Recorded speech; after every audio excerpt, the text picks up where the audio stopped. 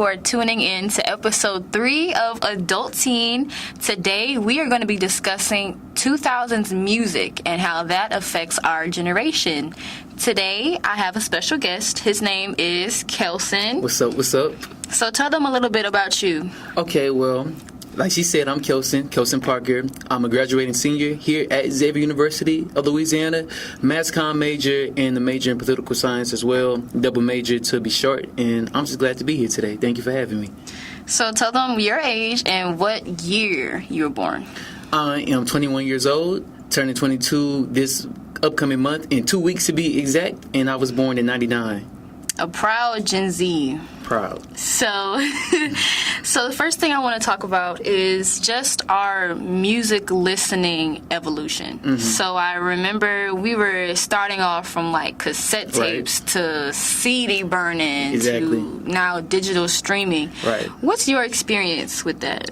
Well, I believe that this Generation Z, as you had it, we had the most optimal time to grow up, especially with music technology, because we witnessed everything, like you said, but we were still kids, so everything was cool, everything was new, and it kind of went hand in hand with the new releases of music and the new releases of technology to listen to that music. It's just been a crazy, wild ride experiencing it all, because the last time I think I purchased a CD, and this might be a little late in the game, was 2013. And that was the Marshall Mathers LP2 by one of my favorite artists, Top 2, and he almost not 2. Whenever it was that album, exactly the last album that I ever bought. But I know multiple people, like my friends, my peers, they stopped buying albums prior to 2013, and that's for a fact. So just seeing it, burning disc, bringing it to the little pizza parties that we had. I was always the music guy in class. Just burning disc, to stop doing that, to connecting to an aux cord and you being the DJ for the whole party with a one plug-in, and now we have Bluetooth, so not even connecting at all, a wireless connection. It's been quite crazy experiencing it all, but like I said, I'm a kid during all of this, so it's very cool, and it's just, you feel like you're a part of something without necessarily knowing that you're a part of something, if that makes sense. Mm-hmm. Let me tell you, I remember, like, we used to have the cassette tapes, like, we were in the car, we was riding, you pull out your cassette. Yeah. I remember, like, the CD burning, like, my mom used to burn so many CDs. We used to get on the little iTunes, and that was when, back in the day, I was, like, Dell computer stuff. Right. And she would have to buy, like, a certain song. Like, if she didn't like the full album, she would just pick out, like, buy, like, $1 or something for a song. And she would just get like a case of like blank CDs, and then she burned them on the CDs, and that's what she would play in the car. Like, I remember, like, now we just have the phone, you just pull up like your playlist or whatever. No.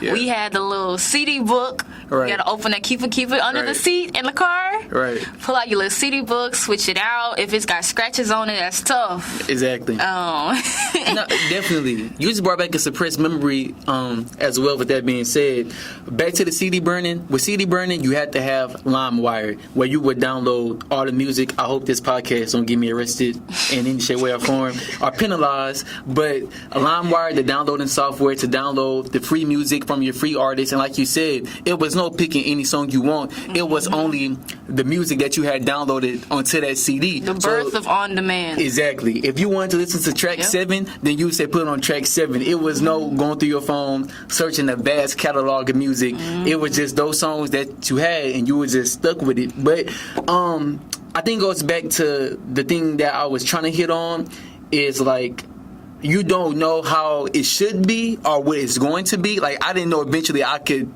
click on any song whenever I wanted to. So those 7 songs, being able to have those 7 songs on that CD, being able to pick which one I wanted, that was marvelous for me. You know, relatively speaking, it was kind of primitive technology, but as a kid, you having fun with it. These are my favorite songs, I'm picking it. But if I say I'm listening to the Carter 3 by Lil Wayne, one of my favorite albums, and I only have a Milli and Got Money from that album on that CD, but I won't listen to Phone Home, that's Self Cookies, because now I got to go back and get a new disc, because once you burn the disc, you can't re-burn it. So I got to get a new disc, put all them songs on, and that one too. So let me tell you, CD burning was a hustle. Like, I remember you have to have the dude on the corner. He's Right. like, hey, I got this new Lil Wayne album. I got this Beyonce song. You want it? You know?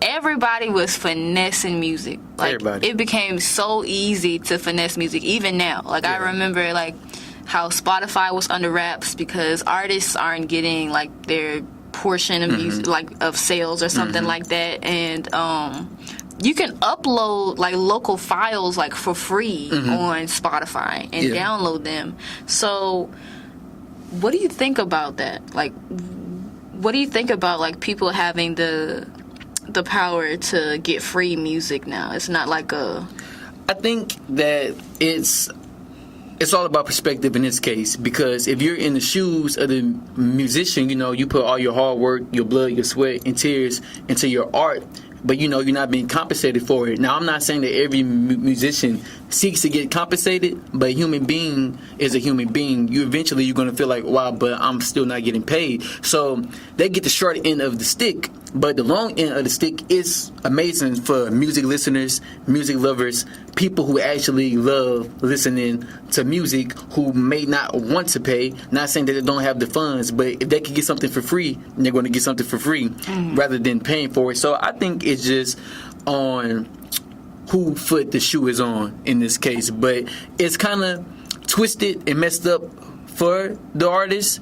But some who not in it for the money probably could care less. But I don't know how prevalent that is. But I'm pretty sure it's a universal thing among the fans that that's a good thing. But in the same token, you have some hardcore fans that are going to be like, I'm not going to listen to it because my artist isn't going to be compensated for me listening to it. I remember that was a huge thing when the same album, March Madness LP 2, had got leaked in 2013, and it was on Twitter, and people were spreading the files because Eminem is a megastar. So when his music gets leaked, it's going to be leaked to a mass crowd. You see, like a lot of people are going to want to listen to it, and some people are going to have that file and going to be spreading it. But then, being the megastar, you have your cult following who's against everything that's against you.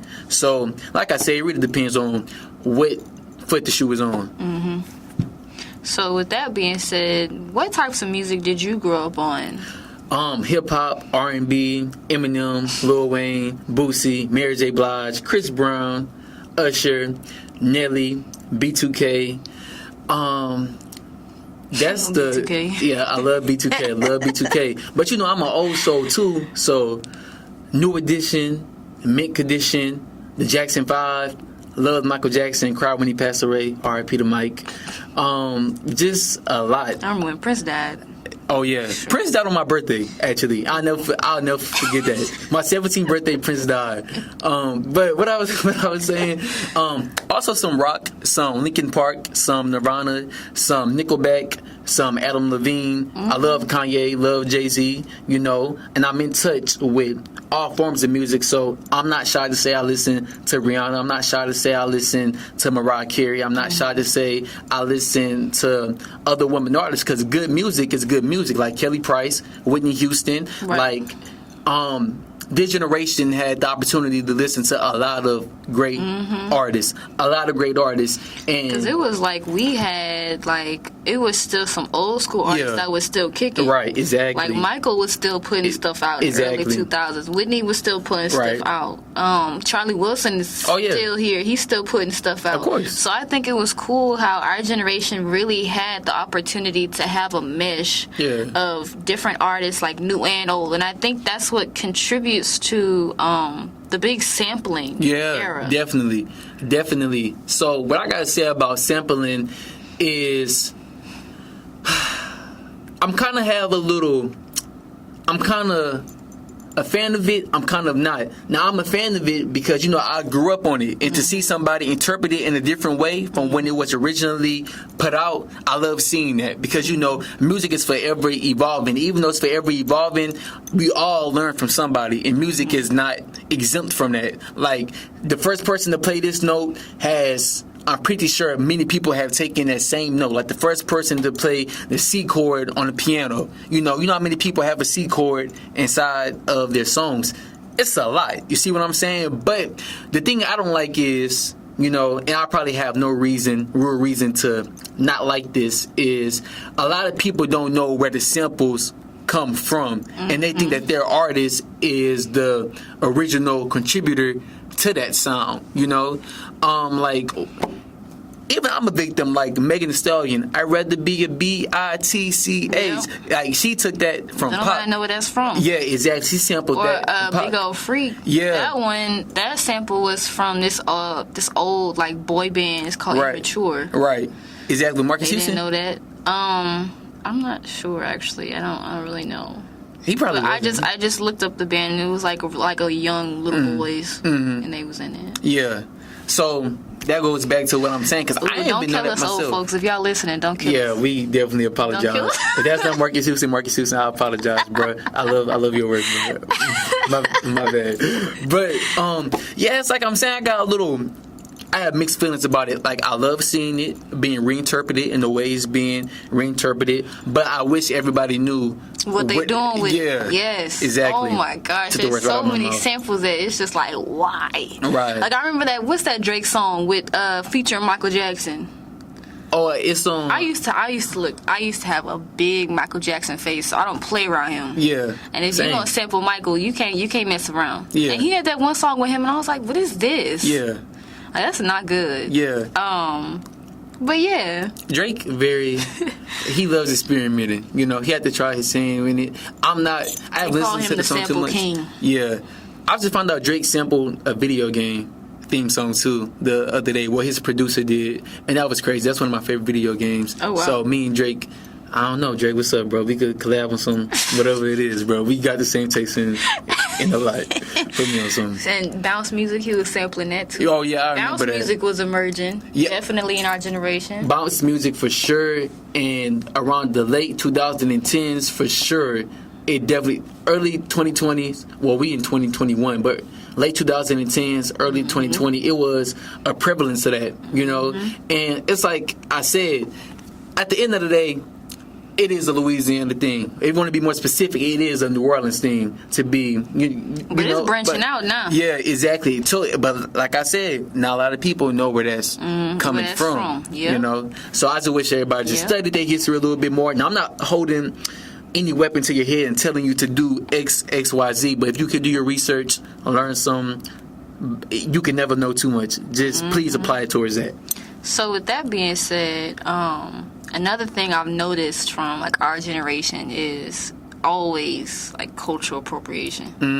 And you know, I'm thinking of, you know, how black culture gets misconstrued by like white artists or non-black. So the first one I thought of was like Gwen Stefani, and how she had like a whole gimmick of just cultural appropriation, like not from like down from the hairstyles to the music, the way that she sings. A lot of R&B is credited to black artists, right? And the way that she would do her songs is similar. I remember she used to have like a little posse. I think it was called like the Harajuku Girls or whatever, and they were all Asian. But the thing is, they would put on like props and costumes to look black and to act black. Right. I'm not gonna lie, Gwen got some good songs. Like some of her stuff is really good. Definitely. But you know, when we was listening to it, it never really hit me how much it was actually like mocking the black community. Right. So what do you think about that? Well, cultural appropriation, you know, we could trace that way back to the days of Elvis, because everyone will, if you're a true music fan, you know that Elvis has been heavily influenced by, you know, black music. A lot of forms of music is black music. Essentially, it doesn't matter who are the top stars, who are at the top of the genre. Almost every music form somewhat, somehow, some way stems from black music. I don't know if it's a bone we have in our body, but we just know how to make hits and make hits on a large array. But cultural appropriation, you know, a lot of artists I feel like doing what they're doing. Now, hip-hop is one of my favorite genres, of course, as you know me, Zoe. But I'm seeing like a lot of white artists take initiative to make themselves hip hop, and you know, and I can tell they're not necessarily being authentic with it. After listening to it for so long, after living inside the lifestyle that they're rapping about, you eventually get to see who's being authentic with what they're saying and who's not being authentic with what they're saying. I just feel like it's always good to show respect, to show that you're influenced by someone, but once you start appropriating it and doing it for just financial gain rather than actually appreciating it, I feel like that's where the problem comes in at. Yep, and you know who I think of? I think of Justin Timberlake. Like, he is kind of like on the fence of it, because a lot of his music is, of course, credited to Timberland, it's credited to Pharrell, it's credited to even Prince. And, you know, it was funny because Prince had beef with Justin. Prince could not stand Justin. And it was interesting to see how, like, his music, or like his early music, was very like black inspired. Yeah, definitely. And like until now, because now it's more kind of pop. But when I think about like his career and how a lot of white artists kind of use black culture to get to get that point of fame. I don't know, I kind of just feel indifferent about him because some of his old music is really good and it feels like he's appreciating it, but actually hearing like other testimonies from black artists that work with him, and you know, maybe he really isn't appreciating it. Maybe it is more appropriation. I don't know. Right, and like that's a question that Justin Timberlake knows the answer to, and that's the question that you know, that I don't think he knows. He probably doesn't. You know, he's probably just, it's probably innocent to him. Like, he probably doesn't know exactly what he's doing. But you just reminded me. I don't. Do y'all remember? I'm not saying this is culture appropriation. I'm not sure what she had going on. But Miley Cyrus around the early 2010s. In the club, something with some That's my jam. On. No, I'm not gonna lie. That's my jam. That thing ran. That thing ran. So I hope Miley Cyrus is showing respect and influence, because that song bumped for a fact. It did. And then, you know, she came out with that album with We Don't Stop on it. And then she was acting a fool on a music award. I remember that. So, I mean, that right there, that is showing appropriation for me. You feel like that? Yes. Yeah, if that's the case, if she was acting wild, like an emphasis with hip hop, even Ellen DeGeneres, or no, who was it? Was it Katy Perry? It was somebody posing wild with the Migos, and it was Perry. It was Katy Perry. Yeah. Okay, see, like stuff like that. Just because something is hip hop, she had that little song with him. Right. Just because something is black, or you affiliated to something that's the essence of it is black, it doesn't necessarily mean that you have to act ghetto, wild, hip hop. So Molly acting the fool on stage, if that's what she was doing, you know, that's a big X. Yep. So, with all of that in mind, when we're looking back on it, how do you think that music influenced you? And I would say that with music, you have music videos, promotion, the marketing of the song. You're going to have music videos. So when I'm seeing the songs and I'm listening to the songs and I'm seeing the videos, rather, I see chains, I see jewelry, I see the latest fashion. And this is the early 2000s that we're talking about. So this is when rappers weren't wearing Gucci. Rappers weren't wearing Burberry. Rappers weren't wearing Moncler. They was wearing Saint John, Fat Form, throwback jerseys. Exactly. They was wearing things that were locally available at your local fashion store, you know. So throwback jerseys, I love throwback jerseys. Jewelry, I love jewelry. Earrings, I love earrings. The latest shoes, you know, now they have Rick Owens shoes, they have Mason Margiela shoes, but like Nelly, give me 2 pairs so I could get the stumping in my Air Force Ones. I have a lot of Air Force Ones because of that song. So fashion, for sure, music has definitely inspired it, but I feel like music was different. Music was more genuine. Music was more thorough, and they were actually telling you real life stories. Like, I could listen to some artists from the past and it will be actual meanings behind their songs. I'm not saying that artists don't make music with meanings, but it was definitely more of a thing back then than it is now. And the theme was that you can overcome it. So listening to that music, I know that I can overcome a lot of obstacles that's presented to me from listening, like Kanye, Through the Wire. You know, his mouth was jaw shut, but he was still able to make that music and achieve his dreams. I don't hear too many Through the Wires now. No. But as far as fashion, knowing that I can overcome a lot of things, then I definitely have to thank the early 2000s music for that. So, how do you think it affects our generation as a whole?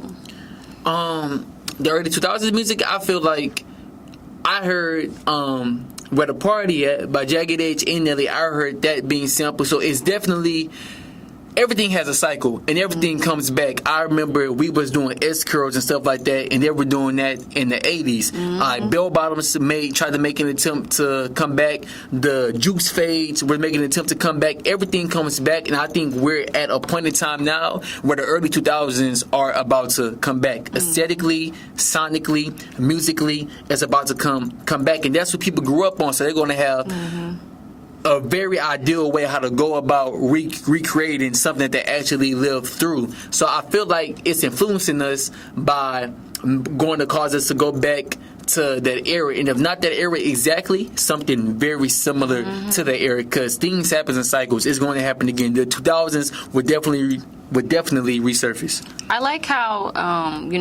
we think about our generation. We're the new century. Yeah. We're the 2000s. And so I like how we are pretty much like innovators. How we're able to, again, that cycle, we're able to take something old and create something new. And I just feel like it's cool that our generation has the power, the tools to create a new sound, make something that's revolutionary, something we never had before, but still have that, influence from the older generations. And it's cool to see how older generations are working with the newer generations. They're helping us out.